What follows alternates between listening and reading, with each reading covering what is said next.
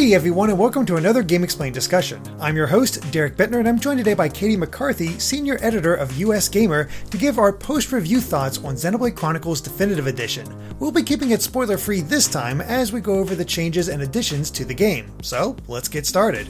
And yeah, Caty, just right off the bat, what did you end up thinking about Xenoblade Chronicles Definitive Edition? Well, I enjoyed it quite a bit. I had played a good decent chunk of it way back on Wii, I'm pretty young, I'm in my late 20s. So I was like a kid then back when I played it, and I had thought I'd only played 10 hours. I'd probably played closer to 40 hours. And yeah, it's crazy because playing this, it felt the same in a way, it felt this is what I played before, but then going back and doing research and looking at how it used to be, it kind of put into perspective wow, they changed quite a bit. They really smoothed out the experience compared to what it once was on Wii. Yeah, that is a major difference, because I played Xenoblade Chronicles when it first came out on the Wii, but I got a little burned out from just the sheer amount of side quests and just never really came back to it. I stopped soon after finishing the whole the mine section near Colony 6, so I was still very early. That's pretty early, game. Yeah. Yeah, and I was like, oh my gosh, it just keeps going, and I was interested in the story, but it just bogged me down. So eventually I did come back to it and actually streamed it and had people there helping me and sort of guiding me through it, and just really got into the game, which led me to also really enjoy Xenoblade Chronicles 2. So I became a pretty big fan of the series after that, and just really impressed with all the really smart decisions they made to update this game. Which one stood out with the most for you, though? I mean, the UI immediately was the one that stood out. They really made it closer to what Xenoblade Chronicles 2 has, which is very simple, just straightforward, just here it is. It's not super stylized. There's this almost rustic look to the original that I kind of liked. I wish they kept some of that character in it, where it kind of looks like the vibe of the world, it's kind of this almost town, yeah, rustic, I guess, what I said before. That was immediately, what I noticed. And then, obviously, inventory is so much smoother and so much easier to manage, which is so important because there's just so much stuff. Just so many things at all times you're picking up or getting from enemies, or, getting gems to, grind into other gems, or whatever that whole system is all about. The crystals and the gems, and then you combine the other gems, and it's just, oh my gosh. The cylinders of, the stuff that's, left over, and there's so much to, account for, and it's so much easier. I don't even know if I even bothered with that in the original. It seemed new, and it wasn't new, so I think I was just too young to, realize what that all was. Coming back and realizing what the systems were actually like, yeah. Exactly. But also, they were easier to comprehend. I think they do a good job onboarding with everything.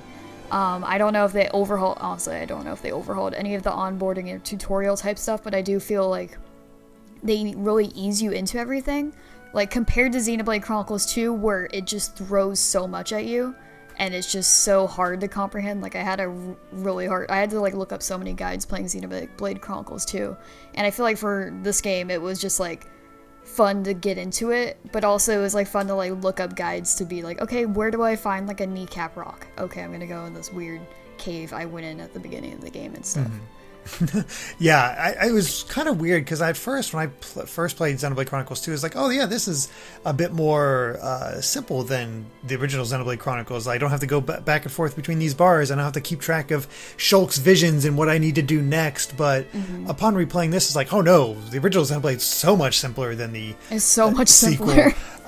There's very, it's very much in front of you what you need to do, what you can do, and it's even improved more so with Definitive Edition. I really like the fact that they have a little exclamation each time you can use a certain move, in an advantageous place, backslash if you're behind an enemy, or to the side, or if they're flying, you can use that move, or even better, the thing that always tripped me up even while streaming the original time, what move I should use when a vision happens and I need to stop it. It'll actually mark that, which is so nice. It's so helpful.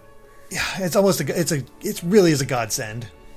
I feel like there's like a really good, like I'm honestly like not crazy about the auto attack combat, like the MMO style combat, but I will say there's like a really nice flow in like the back half of the game where it's like all your characters have like a lot of arts, they're all pretty kitted out, and I would just kind of like mess around with my party dynamic in a fun way. So it'd be like, okay, I'm playing as like Melia here, but then I have like Dunban as my last character, so because Ricky can set someone up with like a break move, and it was like there's like a lot of fun like mixtures you can do. Like there's not like a clearly delineated like class or part like class system type thing. Like it's pretty much like every character kind of has a lot of flexibility in what they can do action wise, but also like a lot of those like actions like interact with each other. So it's like you can have like a really bonkers chain attack with like Ricky because he has this one move where he takes all the debuffs as like damage, and it was just like I could do like 6 figures of damage on like bosses, and it was just crazy. Ricky is surprisingly good. Yeah, Ricky was like the most annoying character. I do not like Ricky like in combat because he's just so annoying all the time, and he's just kind of there. He doesn't really, I feel like his story arc is like barely a thing. He's like the comedic relief character basically, but he's so useful because he's like a tank, but he's also a healer, but he's also like pretty strong when he like actually attacks. Put him into pretty much whatever role you want, which is really nice. You're right about the whole team dynamic. The game encourages you to try those different combinations, especially because of affinity, and you just want to try to get the party meshing together well and knowing each other and figuring out what's best. And it's still just so elegant even after all these years. It's amazing how well the core systems hold up. Yeah, and I think it really like it helps you like with the whole like heart to hearts and everything. Like it really encourage you to actually like switch up your party, because I feel like the problem I have with a lot of JRPGs is you kind of have like one party and you like stick with that for the whole game. You kind of like find like your go-to, like, okay, these are my people, these are strong in every situation, so I'm not gonna really play around with these other characters. But I feel like in Xenoblade Chronicles, like there's so many different like enemy types and like situations that like require something different. So I felt like I was always like switching between things. The downside is that Melia and Shulk have like really bad AI. Like that's still like a huge issue. So like if they were in my party, they were always the leader. Like I would never like have them as like an AI character because both of them are just kind of useless. Like Shulk just won't do like any backslashes or like won't actually go behind the enemy, and just is not very positional in his AI, which is silly because all his moves are very positional. He takes forever to enchant you to help fight the Mechon. Yeah, exactly. So it's like I'm just like bouncing off of these Mechon, and yeah, it's like he's the only, it's like Shulk will be my Mechon guy. The Telethia, it's like, okay, I'm whipping out Melia, but I found like I think I played as Melia. I never know how to pronounce her name. I feel like I played as her the bulk of my time, like the majority of, like once I unlocked her, like I really clicked with her playstyle. Like it's really unique, and it feels very separate from everyone else who are always just either they're healers or they're at like the tanks. This guy deals out this damage and all that. Yeah, like Melia just feels so separate because she's just so individual in her playstyle. It's like she can be like up close, like sure, but she's also like pretty advantageous at a distance, which is handy because she won't die all the time because she has really low HP. But yeah, like I really liked playing as her the most, I think. Unfortunately, Charlotte still doesn't have a lot of use once you get at the other characters. Like she's supposed to be the healer, but she just does nothing. Yeah, like she was like a good healer, but yeah, like once you get Ricky, it's like I got my healer and he has twice as much damage. So yeah, exactly. So I think they do an overall good job of balancing out which characters are good and finding all that. But let's dive into what I believe is the biggest improvement to this game that helps the flow of it. It actually really helps the pace of it as well, and that's the quests. The fact that you can track the quests individually, the fact that they're all shown on the map whenever you do have a quest and there's these red exclamation marks, it's so easy to just keep up with everything and like, oh, I'm here and hey, there's this thing nearby, I can just do that. You don't have to plot out like, okay, where is this thing at? Where do I need to go for that? No, it shows you exactly where you need to go. And it shaves so much time off my playthrough. Yeah, like I wrote about this in my review too. Like I feel like I would get so sidetracked on my way to like any main quest because I would just look at my map. I'm like, oh, I have all these like exclamation marks. I'm gonna go like finish these quests, because I would never like target a specific quest. It was more like I would pick up every quest in a town, and then I would just slowly but surely like work my way through them by accident, just by like fighting enemies, or just like, oh, I found all these items on the ground. And they finish immediately for the most part. Like there's a few you have to go back to the quest giver, but it's like so few. Like you don't, it's pretty streamlined. It's just like, yep, and here's your XP, and you can keep going and keep doing more side quests. So it's like so efficient. And honestly, like I feel like that's gonna shave probably like 10 hours off most people's playtimes. Oh yeah, it's just so much more efficient. Easily. Like I was shocked that I think I shaved 2-3 hours off my just initial play time, just from the time of starting the game to Gower Plain, trying to do everything. It's just amazing to have that, and it also, because of that, you really don't need to grind in this game, because you get so much experience from doing these side quests. And I know I was over leveled at a certain point, which is, I mean, kind of leads into the expert mode, where you can actually set the level you want. So if you still want to have a challenge while getting this XP, it is completely possible. I still found I had to do some grinding, but like it was more like I would just chase after side quests. I wasn't like just, I'm gonna linger in this area and pick fights. It was more just, okay, where did I like not clean up side quests at? I'm gonna go run around and do all the side quests in this area. So that was kind of like my version of grinding, I guess. That's a bit closer to Xenoblade grinding in this. But yeah, it's really just amazing how much you do that. And did you bother with trading with the NPCs that much in this? Sometimes, because when I was rebuilding Colony 6, I definitely would like, when I was reading up on like old, like decade-old guides, I would look up like, okay, like how do I get this? And sometimes it was like, oh, this character in this area has it, and you could trade for it, and also if you overtrade, you can get like an extra. So I would like go and do that like a few times, but I didn't like do that often. It was more like when I was really stuck and just was not finding whatever the thing was. So it was just like a very few instances. It is interesting, but it's like, because like you could trade with like almost, it feels like almost everyone. It's just like you go into a town and then you see all these little green dots on your mini map, and it's like, okay, should I go to talk to all these people, see what they have? Most time it's like junk, I feel like. Yeah, there's always just weapons that are just way underleveled and not worth it. Yeah, for the most part it's not too worth trading, only in a few instances. But what was really nice about the nice change they included was in the affinity chart, if you click on that character, there's a way to actually see what they'll trade, and you don't need to talk to them at all. You can just look at that list, which makes it really easy to find what you need if you can actually get it. And even better, you can actually track that individual NPC, so you know exactly where they're at and find them. And again, it's just a smart quality of life addition that quickens the pace, and I think will really help prevent burnout this time around. Honestly, like I played this game in like 2.5 weeks for review. I do not recommend doing that by no means. It was like I was like eat, sleep, Xenoblade. That was pretty much my whole schedule. So like I honestly feel like if I took my like a long time with it, like kind of like how I did with Persona 5, like I think I would have been like way more invested in it. And I like came out like still thinking like having a good time and like enjoying it, but like I also felt like, man, I wish I could have just, you know, been leisurely, you know, not like rushed to get to exactly, not like rush to each major plot point, because like I do feel like it has like a lot of heart, and the side quests are super like mindless or whatever, but I love like the art direction of the game. Like I was just like really into it, even if like some of the characters I wasn't like fond of. It was largely like I was into the story and into like just like existing in that world and just, you know, doing JRPG type things.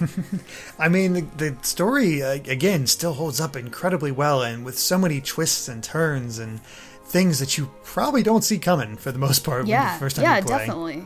Yeah, like the back half of that game, I definitely was like, oh, like snap, like this is crazy. Like I would be playing like in bed at night, and then my partner would just be like super startled because I'd be like, oh my god, like something's happening. Like what happened? Yeah, exactly. Yeah, the story is like really good, and like Shulk's like a great lead character, and the party is like besides Riki is for the most part like really like compelling, and like the like heart-to-heart moments like really help flesh that out. And like I hate the in-battle chatter, but it does like help give like the vibe of like this is like a group of friends that are just like they have each other's backs always. You're just gonna hear the same dialogue a lot. Like a lot. It's like I considered like turning on Japanese voice acting because I was like maybe that would be like less annoying, and then I'm like I'm not getting the verbal indicators that I need. So it's like if anything it's like that makes it worse and like even less helpful. Yeah, I think you can turn off just battle voices completely, so you might be able to get away with that if you're because my problem was I feel like I do need the verbal indicators for like my other party members, so I know what they're doing, you know. So it was definitely like I was so torn. I just like ended up putting it on and just like mustering through it. Yeah, it has its uses. So yeah, definitely. I'm trying to think what else really stood out about this definitive edition, because it really does come down to the more minute details and the changes they've made to just make the game flow better. And I mean, it certainly does that with all its aspects, but of course the big change they've done is the upgrade in graphics. And I mean, I've seen some complaints that it's not quite as much, but reading an interview in Famitsu with Monolith Soft, they didn't have like infinite budget on this. They were given a specific budget and they had to plan out what exactly they had to focus on, and based on that, my god, did they do a good job. The character models are so good, and looking back at like the old like the Wii version and the 3DS version oh my god, like so bad. Like I never touched that version, and it's crazy that was like a showcase for the new 3DS because it looks awful, like so bad. And the one thing that did really bum me out about the performance of Xenoblade Chronicles Definitive Edition is, like, I played this mostly on my Switch Lite, and then I carried over my save to my main Switch because I was like, oh, I want to see how this looks on TV, like, maybe because I feel like the environments look a little blurry at all times, like, the characters are really crisp, and then the environment itself just, like, didn't have the same, like, resolution quality. So it was interesting going to TV because it looks exactly the same, which is a good thing for portable, I guess, because the portable looks pretty good, frame rate relatively holds up, like it performs pretty steady, which is good compared to Xenoblade Chronicles 2, which I remember at launch had like a lot of performance issues portably. But yeah, like I was kind of disappointed that it didn't like have this like it looks a lot better on TV because it just kind of looked the same, which is a bit of a disappointment. But the character models look so good, and like in the cutscenes, it's pretty like the characters take up most of the screen, so the cutscenes all look fine. So it didn't bug me in that respect. It was just kind of like, I wish they kind of lent the same detail over to the environments, but also it's understandable that they couldn't. Yeah, these are absolutely massive environments. Yeah, for sure.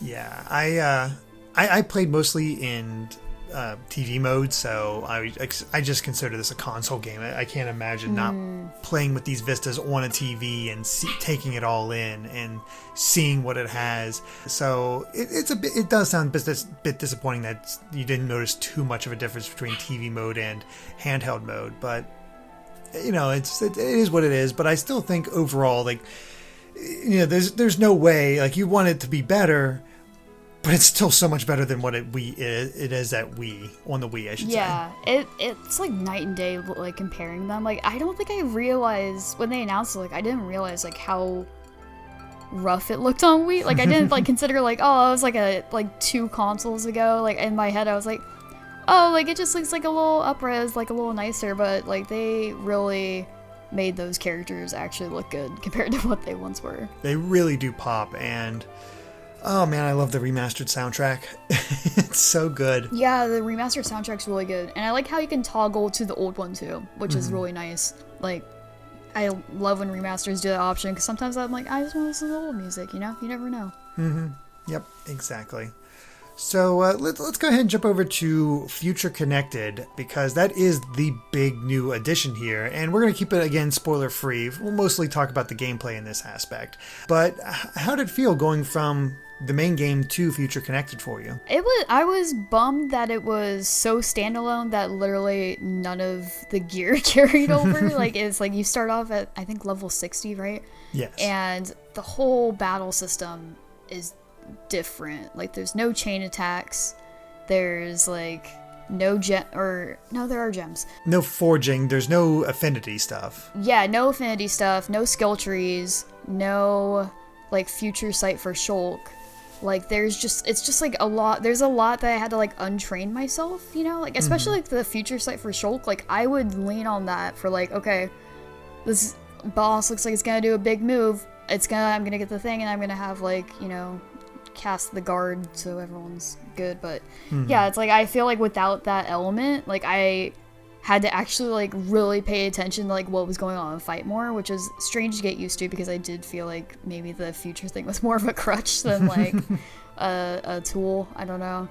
It's it was a weird thing to get used to, of just kind of like having to relearn the game. But also it's kind of nice for like maybe someone's buying this and just wants to play the epilogue, like they've already beat the original and they're not interested in revisiting it for some reason. It's sort of the thing that has to be done, because you know you want to. It's nice that you can just jump right into the epilogue. You don't have to play through the entire game in order to see that, but it also means you don't have that gear, and it is a bit of a learning curve to just untrain yourself and whatnot. That said, I did like the replacement for chain attacks with union strikes. I thought that was a really clever long form quest in I almost said Torna, in Future Connected, that the more pawn specters you find, the more that you help, the more that you have on your team, the more damage you can do. And it's very minute at first, but it does build and you can tell a difference. Yeah, like I feel like toward the end of Future Connected, like battles were almost trivial because I think I found 10 of them. I didn't find them all in my playthrough. I wrapped it in like 12-ish hours. And it was just funny because every time I would get that attack, it would be like, okay, we're doing this one thing, and then I'd always get a follow-up because I was pretty good at hitting those like quick time things. So it was just nonsense, like the damage and everything I was doing. It was kind of fun, but I missed like what I liked about chain attacks is you had like a little bit more control over your party, like with the base games, like the future Shulk things, like you can direct a party member to do a specific art, and that was really missing in Future Connected. Like it really feels like you're just the leader. That's the only thing you have like control over. You don't have like the opportunity to warn one of your party members to like do a certain art to like protect them or get out of the way or something. And you don't have like the like chain attacks anymore, so you don't have that additional arts choosing for your party members. So it just felt like you're just the leader, and then you're hoping the AI is good enough for your companions, and it isn't. It's like I felt like the AI was like worse in some ways. But maybe that was just because I didn't have the other elements. I was like, wow, I'm really getting nothing out of this. I can't get like a topple for the life of me. Like this is really frustrating. I didn't have that much issue, but I also made sure I stayed as Melia the entire time because I trusted the AI as Shulk much more than as Melia. So I just kept it as that. And thankfully, you know, there's certain enemy types you don't have to worry about. So I was able to get my way most of the time. I honestly just had my party as Melia, Shulk, Nene the entire time because... Yeah, I think that was mine too, yeah. I mean, Charlotte's not great. I'm not going to use the guy that plays like Charlotte. Yeah, I felt like the AI for both the, like, Kino and Nene was, like, also worse than Rain and Charlotte. Like, I don't know. I was expecting, like, oh, they probably just, like, transplanted this AI, like, they transplanted the arts on these characters, but yeah, they were both, like, not great. I kind of just wished I could just do Shulk and Melia because, like, Kino was not doing anything. Nene was really not doing anything, so it was just... Yeah, the early game experience in Future Connected I found like pretty frustrating from a combat perspective. I didn't find myself having those same kind of issues. I didn't notice the AI being that bad for Nene or Kino. Of course, I didn't have Kino in my party much, so I don't know about Kino, but Nene mostly did what I needed to do, but she also felt like she was getting beaten up way more than Ryan ever did. So that might be an aspect of it. Not sure. I don't remember having difficulty with too many of the battles. There's the one unique monster that you get at the end of the Pawn Spectre mission that I still have not beaten because he is definitely the strongest in the game, and I had no issue with the final boss. So the final boss I beat in like one go, which was not my experience with the final boss of Xenoblade Chronicles. So it was definitely like wow, I just blazed right through that. I had zero issue. Yeah, it was really not that difficult. I got to it and I'm like, man, this is really not that in-depth or long, or because I came into this like, oh, what can they do? There's all kinds of possibilities. Maybe they'll tie it into Xenoblade Chronicles 2 a lot more, and no, not really. Yeah, I was kind of disappointed by that. Like, I was hoping there would be like some like tie-in thing, but it really was just like putting a bow on like Melia's story. Like, because hers like is really the only arc that's kind of unresolved by the end of Xenoblade Chronicles. Like, it is like soft resolve. Like, it's not like a huge mystery, but yeah, like I was kind of disappointed that was it. Like, it was kind of like an underwhelming like addendum plot, I guess. Yeah, it's just like, well, we didn't really do much for Melia, so we'll just end it. Here we go. Let's give her a little extra. We have this section that we never used for the original game, so that's fun, and it works. Like I said, I did a video not too long ago where I said whether Definitive Edition is worth buying just for Future Connected, and I really don't believe it is. Like, if you're only going for that that aspect, I don't think it's worth spending the money for it. But I can't imagine too many people only picking up this game for Future Connected, like, because I imagine a lot of fans really do want to replay this game. So yeah, and that is the meat. I can't imagine, because I think I said this in my review too. Like, I don't like the epilogue's like pretty underwhelming. Like, I had a decent time with it. It was pretty short, like 12ish hours what it took me, but there's stuff I didn't even do in that.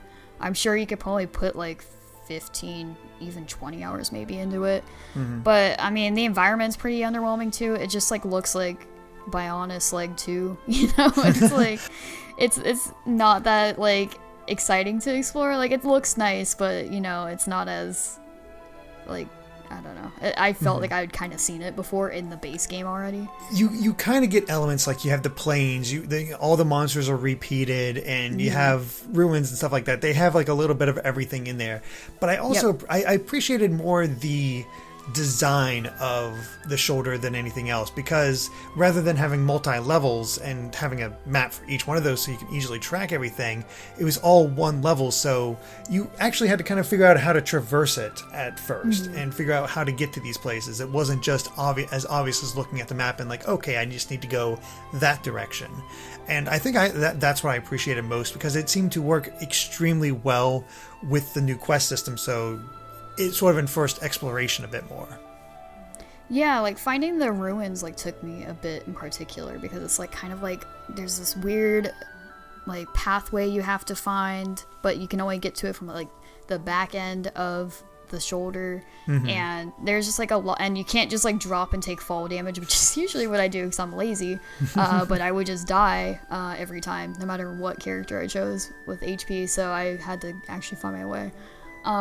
So yeah, it definitely, I would agree that it does reinforce that. And like when you like complete a Nopon reinforcement side quest, like they would reveal like another one after that. Like, here's another marker you can go and chase after if you want to. And I would always chase after it because I just wanted an army following me. I mean, it does feel pretty good to just have all those Nopon following like, you. I didn't expect that aspect of it, and when it started happening, I was like, oh wow, they're literally like all following me. And like by the end, or like toward the end, I was like, wow, I just have like a lot. But it would also like, that would cause the frame rate to get really dodgy in battles toward the end. But I mean, there is an option to have them not follow you on the overworld. So oh really? Yeah, I had no idea. Yeah, it's but they look cool, so it was just funny just having them all follow me anyway. Very cool. Well, anything else that really stuck out to you about Definitive Edition or Future Connected that we haven't covered yet? Because, there's not a ton to say about this game, because it is based on a 10-year-old game with minimal changes here and there. Yeah, I mean, it was nice kind of coming back to it, like, as an adult, like, as someone that can actually, like, understand the full breadth of all these mechanics, and also appreciating, like, how much they actually did change. Like, it really is like kind of like the best type of remaster, where it's how you remember it, but it is actually way better. Like, they really smoothed it out, like this, from the side quest system to the UI to just like how the characters look. Like, it's like top to bottom, just like the same game, but smoother and more modern in like technological aspects, and it's just a better game because of it, which is great because it's like an all-time classic. Like, there's no denying that. Yeah, I could absolutely agree with that. I could recommend a replay of this game just based on the new quest system and basically just new quest system alone, because you'll get through a lot quicker. You'll maybe see things you might have missed or something like that. I don't know. It's just so much nicer to have, and I really can't recommend this game enough. Especially if you've never played it before. It is a great first experience that you can now really enjoy without having to worry about getting bogged down. Alright, well I think that covers it for our Xenoblade Chronicles Definitive Edition post-review discussion. So thank you for watching, and if you like this video, be sure to like us on Facebook and Twitter at GameXplain. And Katie, where could they find you at? You can find me on Twitter at YouMakeCaty, it's YUMECATY. You can find my work on usgamer.net. My reviews of the Xenoblade Chronicles Definitive Edition is there. I also host a podcast called Bad End Podcast. You can find us at twitter.com/badendpodcast. And yeah, I think that's pretty cool. Cool. And of course, make sure to subscribe to GameXplain and ring that bell for more on Xenoblade Chronicles and other things gaming as well. Until next time, bye.